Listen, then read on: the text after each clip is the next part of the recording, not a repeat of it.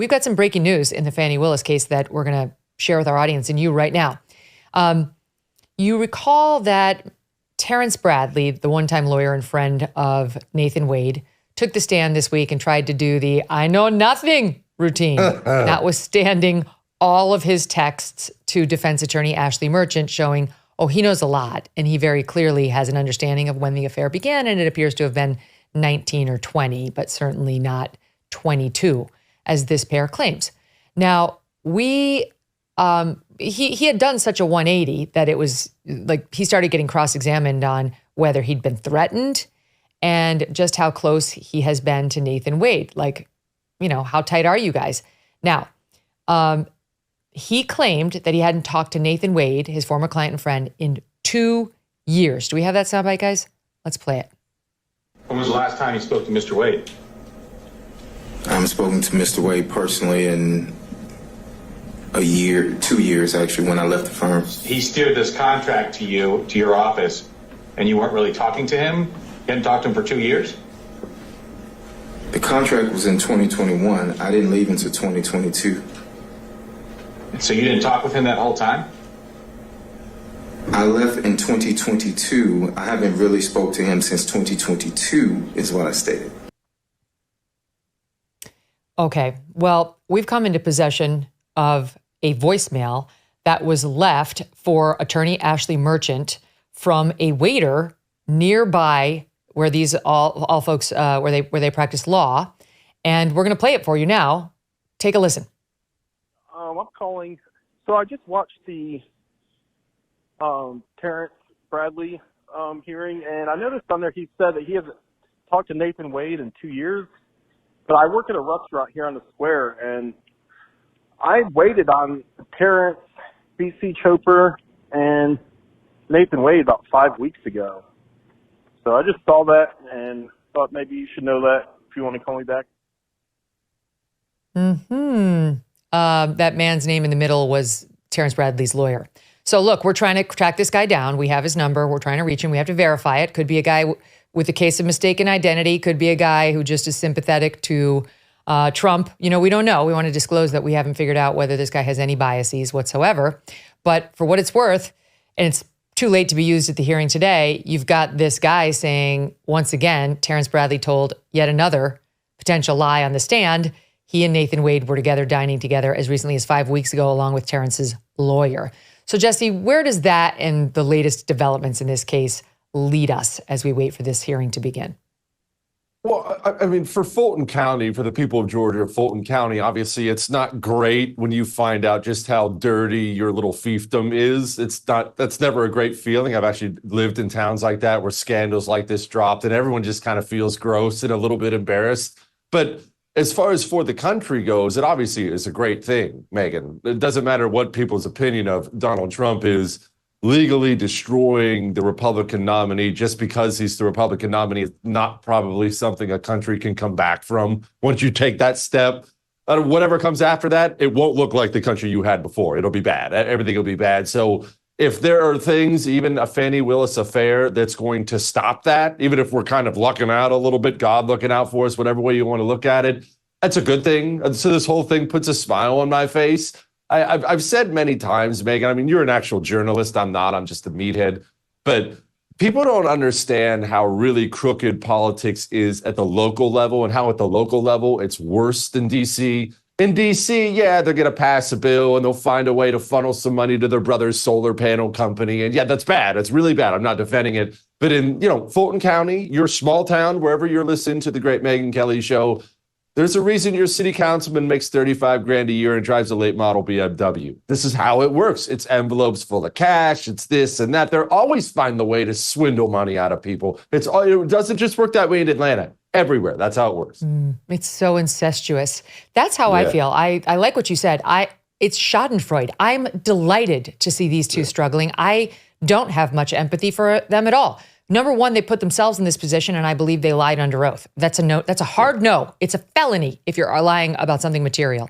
And number two, they started this with this absurd lawfare against the likely Republican nominee. The whole goal is political. So why shouldn't they get it right back between the eyes? Oh, of course. These are the most detestable people. And I'm sure everyone listening and watching understands this, but Fani Willis is nothing more than an apparatchik. She's one of the various commies in our system trying for a better seat at the table. That's what all this was. That's what Alvin Bragg's doing in New York. That's what Jack Smith's doing. They all want the next job, the next gig, the next whatever it is. And the best way to get promoted in the Democrat Party today is be the one who takes Trump down. Everything, Letitia James has done to Trump in New York, she's going to campaign on that when she goes to take Chuck Schumer's spot in the Senate. I guarantee it. Fani Willis wants to be the next idiot senator from Georgia, or maybe mayor or something. Governor. She wants to be something. Yeah, a governor. And all this is a pelt on the wall she can campaign on when she does it. I'm the one who took Trump down. And again, in a country that is like sane and normal, this stuff would be stopped, Megan, before an affair, right? It should have never taken an affair and corruption to bring this stuff to a halt. This stuff should never happen anyway. If we have to get lucky to get the right result, good. I'd rather that wasn't the case, but hey, we'll take what we can get. It's partial luck, but it's also not a coincidence, because I think she must be a bad person. Like, only a bad person would flout the law in this way, use it to take down someone perceived as a political enemy. And so, of course, that bad behavior is evident in other parts of her life. It took only an investigative lawyer, in this case, to find it. Like, start poking around. Somebody who's this bad, who would make up charges just to stop a political opponent, has got to have done other bad things. And I am 100% fine with doing that to these people. Like, you have to punch a bully, as I said, right between the eyes, right in the nose, in order for the bully to back down. You can't be nice. You can't charm your way out of it. And I do think Trump's lawyers, and in this case, Michael Roman's lawyer, Ashley Merchant, who's been the heroine of this whole thing, deserve a badge of honor, because they understood we're in the trenches right now. You can't sip the Earl Grey tea out of the Queen's tea set and just lecture everyone about how you have the moral high ground. No, it's not going to work. You nailed that. It's not going to work, and this is how Republicans have played for the longest time. They'll to this day, you'll still hear some of them say, well, we're better than that, or that's not who we are. Brother, you better start being that, because you're in a whole different game now, because the country's totally different, because the Democrat Party they have a total different level of power now than they've ever had. And the Democrats themselves are radically different. They're all commies now. So you had better start learning to play this game hard. And it's good that they went after this woman. That's how you have to play it. Look, if you're going to become DA of Fulton County, Georgia is a major county. Look, it wouldn't matter if it's a small county. Actually, I wish I hadn't even said that. But you're the DA of a county in the United States of America. And to know that you took that position, you only got that position to enrich yourself. Everyone knows she's been pocketing money the whole time. That moron actually admitted it on camera. She pocketed campaign money. So she's only ever viewed this position not as some way to bag bad guys. She's always trying to line her pockets. And then she realized she had a political opportunity to move up in her Communist Party by taking Trump out. No sense of duty or honor about the office at all. I know that's not new for politicians, but it's really gross. There's nothing terrible that could happen to these people where I'd go, oh, that's too bad. No. Send them all to jail. Yeah, well, they really might wind up there. That's the irony. You can go to jail for perjury. You certainly can go for corruption. And Andy McCarthy over at National Review has been saying repeatedly, like, don't be surprised if they get criminally charged beyond perjury for the behaviors that are alleged here. So there is a lot at stake as these closing arguments to the hearing, not to there's the trial against Trump, Roman, and et al. And then there's the hearing to see whether these will be the DAs to bring that case to trial. That is what's going down today. The closing arguments, they begin at 1.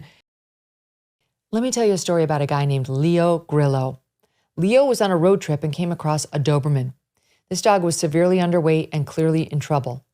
Leo rescued the dog and named him Delta. Sadly, Delta was just one of many animals that needed help, and this inspired Leo to start Delta Rescue, the largest no-kill, care-for-life animal sanctuary in the world. They've rescued thousands of dogs, cats, and horses from the wilderness, and they provide their animals with shelter, love, safety, a home. Dedication and everlasting love to animals, that's Leo's mission and legacy. Delta Rescue relies solely on contributions to stay open and keep doing this good work.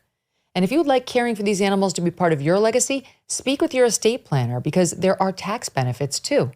You can grow your estate while letting your love for animals live well into the future.